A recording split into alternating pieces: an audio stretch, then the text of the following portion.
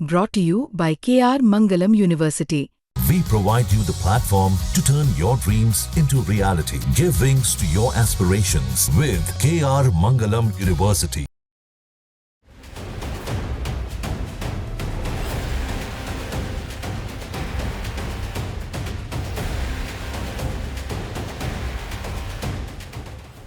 पाकिस्तान ने भारत के ब्रह्मोस का जलवा तो देख लिया और अब दुनिया के 30 देश मलेशिया में भारत के ब्रह्मोस का जलवा देखेंगे।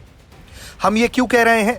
दरअसल भारत एक ऐसे अंतर्राष्ट्रीय प्रदर्शन में पहुंचा है जहां 600 से अधिक कंपनियां और 30 से अधिक देश शामिल हो रही हैं।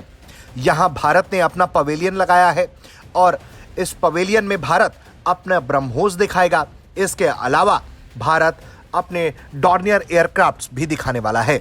भारत के रक्षा राज्य मंत्री संजय सेठ ने इस शुरुआती उद्घाटन में वो शामिल हुए।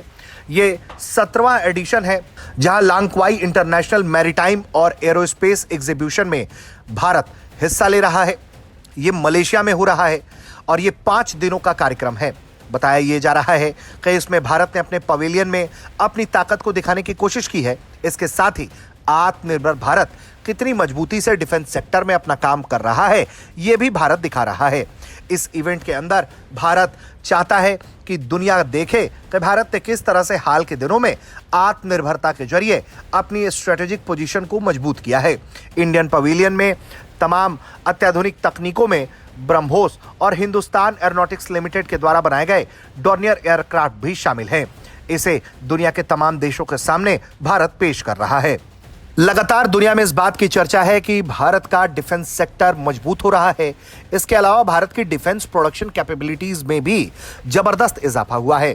ऐसे में मलेशिया जैसे देश के अंदर हो रहे इस कार्यक्रम में भारत का शामिल होना, अपने ब्रह्मोस और HAL की ताकत को दिखाना दुनिया को साफ सीधा संदेश है कि भारत अब पूरी तरह से आत्मनिर्भर भारत के जरिए इन हथियारों का निर्माण कर रहा है और दुनिया के लिए भी वो इन्हें उपलब्ध करा सकता है।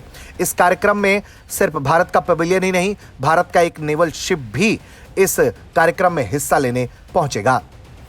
इस कार्यक्रम में बताया ये जा रहा है कि कई तरह के एयर शोज का भी आयोजन किया जा रहा है जिसमें रॉयल मलेशियन एयरफोर्स अपनी ताकत दिखाएगा।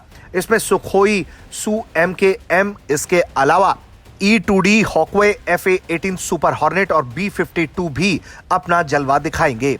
बताया जा रहा है कि इस तरह के कार्यक्रम के जरिए मलेशिया अपने एयर पावर कैपेबिलिटीज को बढ़ाने की भी कोशिश कर रहा है और दुनिया को एक संवाद का मंच भी प्रदान कर रहा है।